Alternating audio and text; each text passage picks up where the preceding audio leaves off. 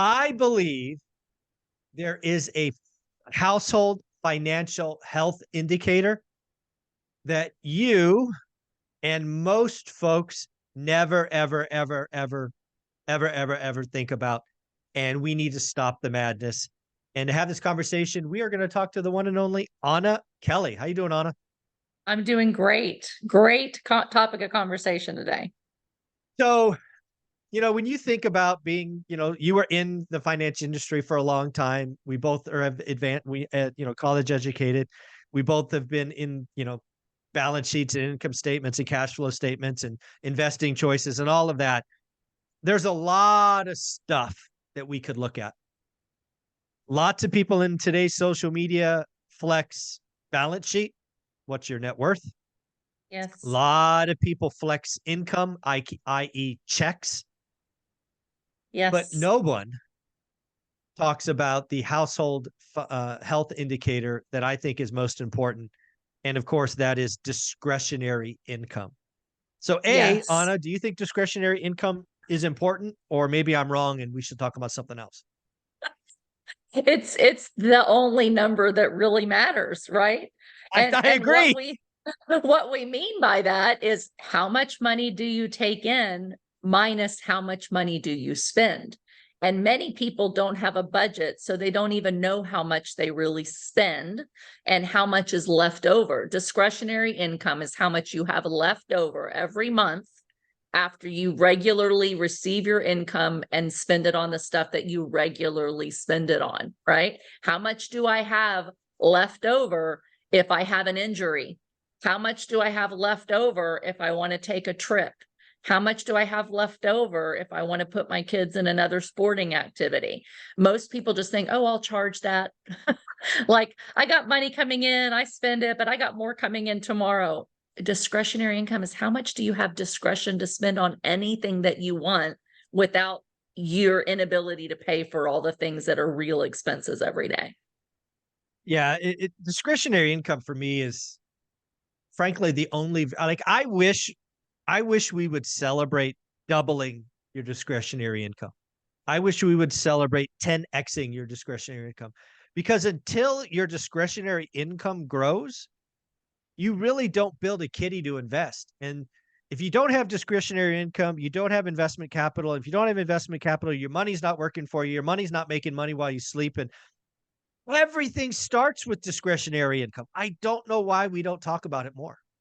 Absolutely. And that's what we mean when you and I have talked about this multiple times without using those words, when we say you need to work to expand your means while you also learn to live below your means, right? So the Yeah. problem with lifestyle creep is that you make more money, so then you spend more money on your lifestyle every month.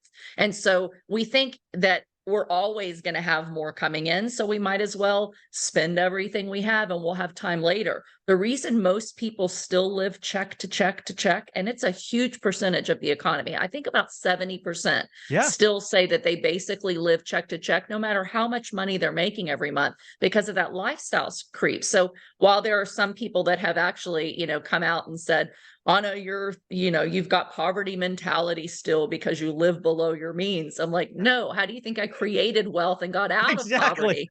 Is I learned to live below my means, take discretionary income, and then instead of spending all that discretionary income on stuff back then, I spent that discretionary income primarily on investments that then create more cash. And then I didn't increase my living expenses. So we lived well below our means for a decade, and we still live pretty well below our means and continue to invest rather than let our lifestyle creep.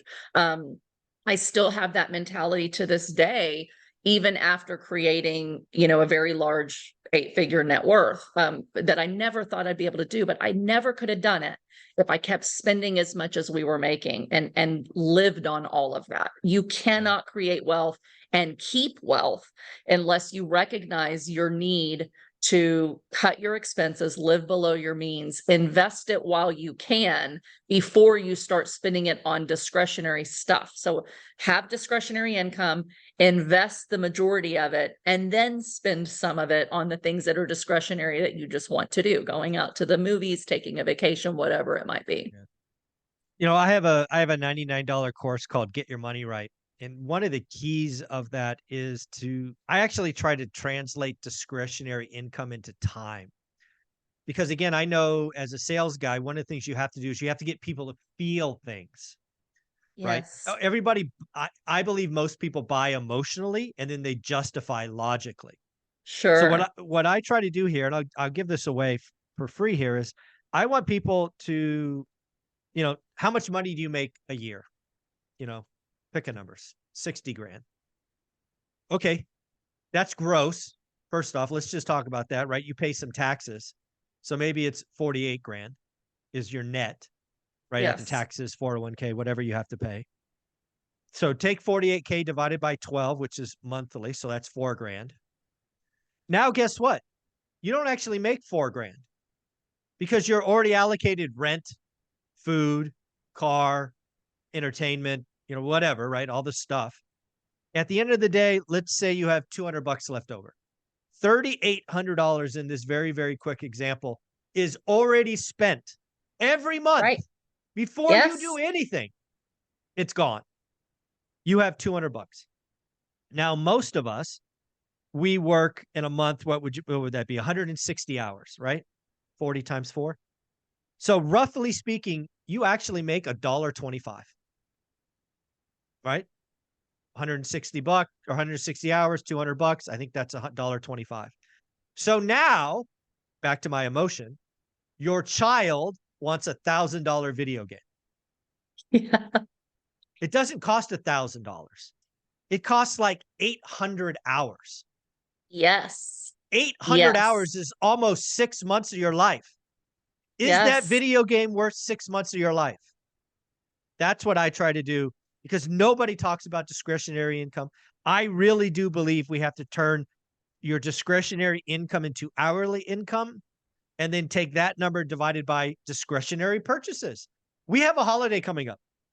How many of you are going to charge Christmas? How many of you are going to charge 1,500 bucks or 2 grand? You don't have it.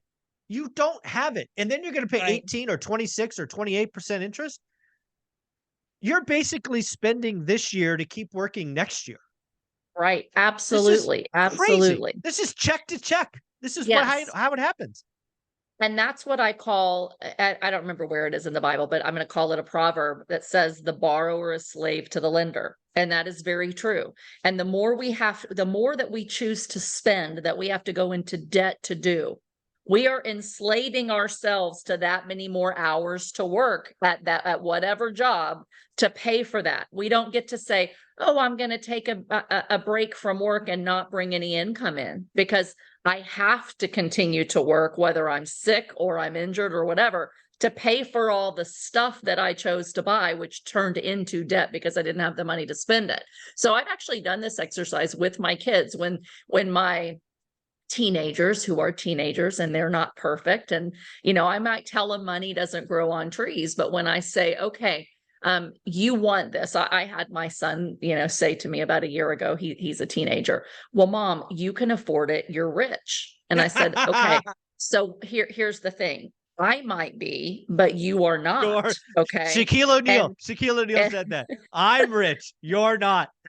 right. You are not, and you might want something, but mom still has to work so many hours in order to pay for it. And so we actually did this hourly exercise with him. And I said, okay, you want this, that's X number of hours of my time. So if we're going to even talk about me doing that for you, and if it's birthday or Christmas, that's one thing. But outside of those two things, they have to earn it. So I'm like, you want to, if it's going to take me, an hour of my time, that might equate to 10 hours of your time at X number of dollars an hour. What can you make out at Starbucks or Jersey Mike? So if you want it, you're going to have to work for X number of dollars.